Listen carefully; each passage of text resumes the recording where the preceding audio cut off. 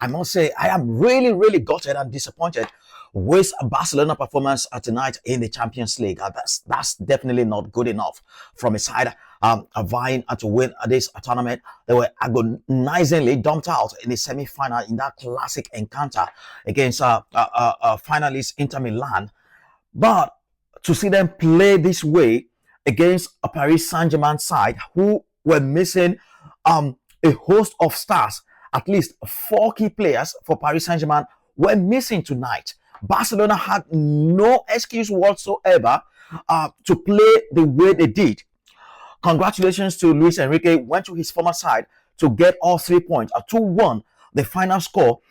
Paris Saint-Germain, the reigning European champions, beating Barcelona at home. And I think Hansi Flick made a couple of mistakes there, especially taking Marcus Rashford off, because he was the lively one, giving the Paris Saint-Germain defense all sort of problems. But he took him off for Robert Lewandowski. He should have taken off someone else. I don't care who that would be, but Marcus Rashford was having a huge game tonight, and then you take him off, and it was all history. Look at this Paris Saint-Germain lineup, missing their front 3 through injury. The lineup, to me, I expected Paris Saint-Germain were there for the taking tonight, but Barcelona didn't seize the initiative, didn't take their chances. Gisfa Varaskelia still out injured. Marquinhos out injured. Desire Doué out injured. Ousmane Dembele out injured. These are all starting players for Paris Saint-Germain. Ousmane Dembele, the world best player at the moment, they were not available tonight. So what excuses have Barcelona got not to nick a result, even a draw? And they had to come from behind, to beat Barcelona at home. That was a horrible performance all round from Barcelona today. I'm really very shocked and disappointed by that scoreline. If you ask me, Nuno Mendes was calling the shot, running things for Paris Saint-Germain. There, he ended up with man of the match award as well. Nuno Mendes, in the absence of some of the big stars for Paris Saint-Germain, he stood up and was counted. He ran the show from start to finish against Barcelona tonight. As you look at some of the names Luis Enrique called upon, you look at their starting 11, the front 3 today. Sani Mayulu, Ibrahim Mbaye, Bradley Bacola. What are those? And Barcelona couldn't seize the initiative. And then we saw some changes from the manager as well. Likain came on. Gonzalo Ramos, who got the winner eventually, also came on. Lucas Hernandez and Quentin Njanchu. I haven't even heard of that name before in my life. 18-year-old Njanchu came onto the game, and Barcelona, they dominated Barcelona from start to finish. Absolutely shocking and unacceptable by Barcelona standard. I'm sure things would have to improve if they want to go far in this season's competition. Hansi Flick would have a lot of reflecting to do after this game against the reigning European champions. But that was not good enough performance from the Spanish champions. So in the other games, there was a joy in the other game for Arsenal. Arsenal now made a couple of changes by Mikel Arteta, but are still ran out comfortable winners against Olympiacos 2-0. Gabriel Martinelli with the first goal and Bukayo Saka with the second. He came off the bench.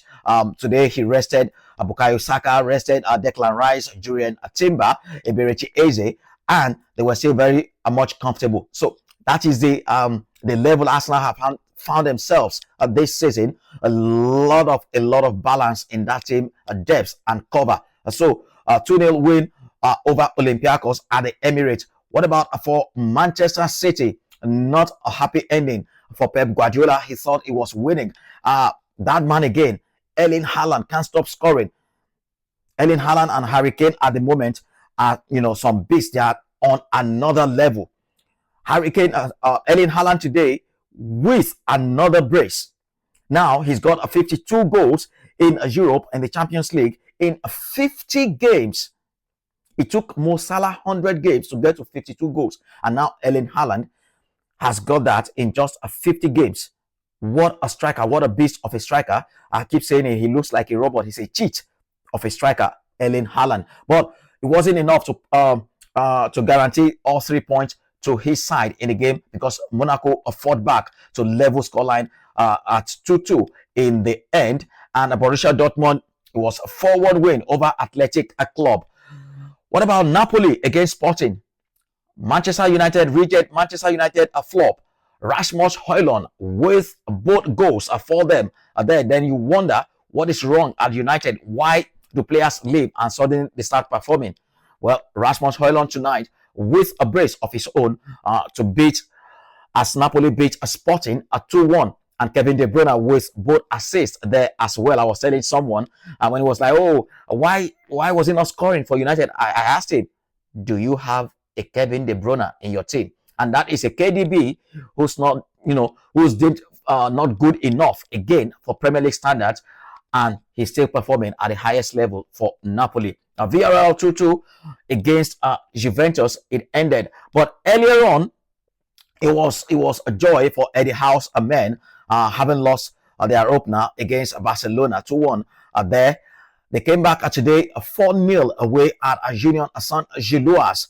What a comprehensive win for them against Union Saint-Gilloise. 4-0 it ended for Eddie Howe's men there. Anthony Gordon with 2 goals, and Harvey Barnes also got in on the art. What about Nick Votamada? Their summer signing, a striker with a lovely flick for the opening goal. And the surprise package of this season so far, Karabakh FK with another win today, 2-0 over FC Copenhagen. So the table looks something like this. Then with FK Karabakh, the only surprise package in the top 6. Bayern Munich, 2 wins from 2, 6 points. Real Madrid, 6 points. Paris Saint-Germain also 6 points. Inter Milan, 6 points from 2 games. What about Arsenal? Also 6 points from 2 games. And as you can see there, Karabakh FK also on 6 points from 2 games. The surprise package of the season so far. Borussia Dortmund, Manchester City, and Tottenham all on 4 points there to complete in the 7th, 8th, and 9th position. And what about for Barcelona? Look at where they are, 16th on the table, and Liverpool 17th. Those are 2 of this season's favorite to win the Champions League. They find themselves 16th and 17th on the table. It's only 2 games into the season. I believe things will have to improve for both Barcelona and Liverpool. All right, thank you guys for being with me on this one. I'll see you again soon in some of my latest video. Make sure you share this with your friends and like and comment on the videos. Ciao.